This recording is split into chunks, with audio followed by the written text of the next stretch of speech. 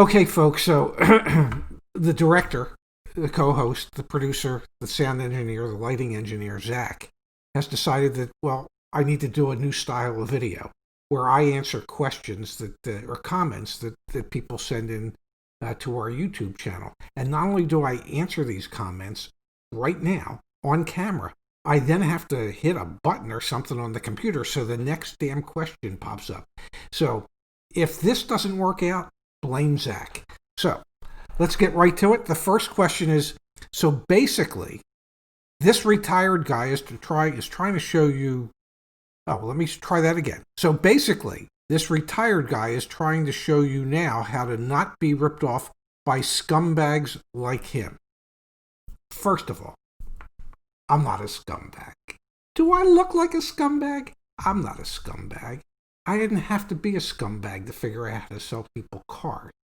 I know it's not nice to call people names, and so I wouldn't want to suggest, just based on your comment, that perhaps maybe you're an asshole.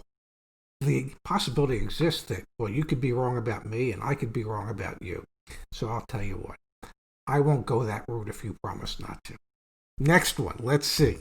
Holy. Will you help me? No. No, what the hell am I supposed to do? Yeah. Well, I don't know. Give me more detail and I'll see if I can. Otherwise, we're skipping this one.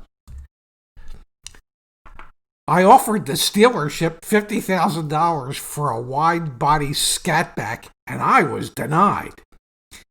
Is it because I came with my own auto loan, or the car is in high demand and the dealership wants profit? Really? Dealership? Is that what it says on the front of the building? Dealership? They're dealerships, damn it. Yes, they're a profit-making organization. They're supposed to be. I have no idea how much your wide-body scat pack lists for. I have no idea how much a wide-body scat pack would sell for. But maybe, just maybe, the reason they didn't take your offer was, well, it wasn't in the realm of reasonableness. You know, we have to deal with reality here sometimes, folks, and sometimes the reality is that the offers that you make are not legitimate offers.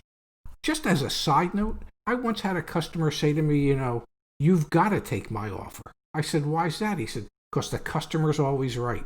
I said, yeah, until now. There you have it.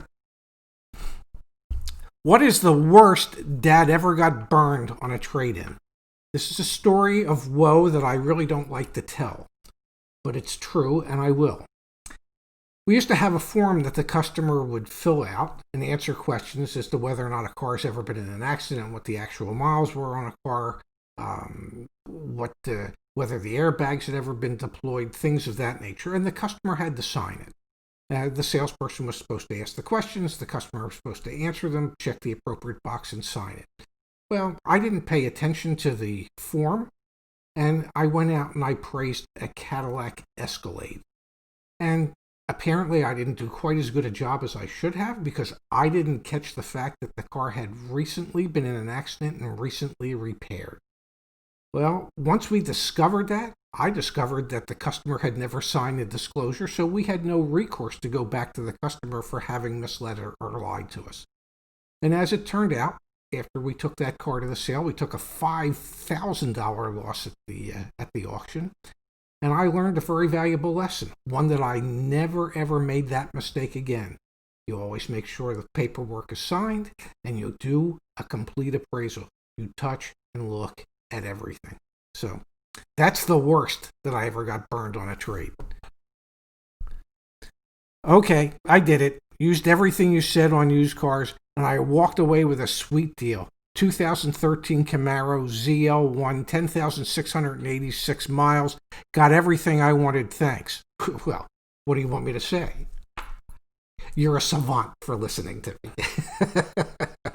Hey, I'm so glad you were able to make that happen.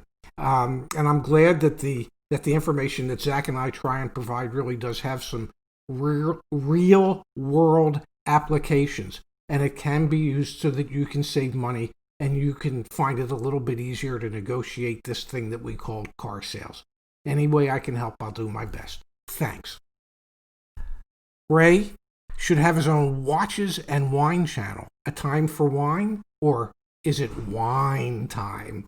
I'm not sure which it is, but I don't know. Maybe I'll look into it, and maybe I can have the wine bottles chilling in a pair of Adidas. I don't know. What do you say? We can make it wine, watches, and sneakers. Oh, that just sounds so wonderful. I'm not sure, but maybe one day soon, we can do wine and watches. We can have a wine and watch party. Let's all look out for that. Let's see what the next one is.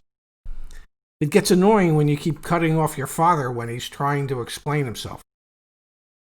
I don't cut off my father. Oh, you must be talking about Zach. He doesn't really cut me off. It's just his way of telling me that he loves me and he thinks, well, Pops, you're wrong occasionally. And you know what? Every now and then I got to let him get away with it because, well, I want him to grow up thinking he's really a bright kid because in reality, he really is a bright kid. Let's see what the next one is. Happy haircut, Ray. Oh my God, thanks for that. I needed it. What do you think? The new coiffure, it looks good, huh? I'm still balding no matter how we cut it. We can't hide that fact. As somebody once said, hair today, gone tomorrow. Well, it was there the other day, it's gone today. But I think it looks pretty damn good. I'm not saying it makes me look handsome, but it makes me look better. Looking sharp, Dad. That's from my daughter. God bless her. I had to pay her $20 to write that. Can you believe that shit? That and I had to give her the Subaru she drives. I'll tell you what, she drives a hard bargain. I guess the apple doesn't fall far from the tree. Is the no haggle price have any real truth to it? Is there still room to negotiate or on the price lower? No. The no haggle price is the no haggle price. There's a reason it's called a no haggle price. If they decided that they were going to negotiate the no haggle one price, then guess what? They're not a no haggle one price store. It's hard for the public to accept no haggle one price, but I believe in my heart of hearts, and I've preached this for 20 or 30 years, that's really the way the car business should go, and it really should be one price, and it should just be as simple as can be.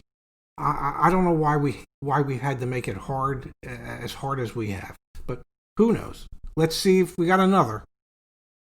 Oh my God, it says here, Ray, you're done. Say goodbye. You've said them all. You've done them all. There's no more to do. No more comments or questions today, folks, but keep them coming because I promise Zach's liking this one and he's going to make me do this shit again.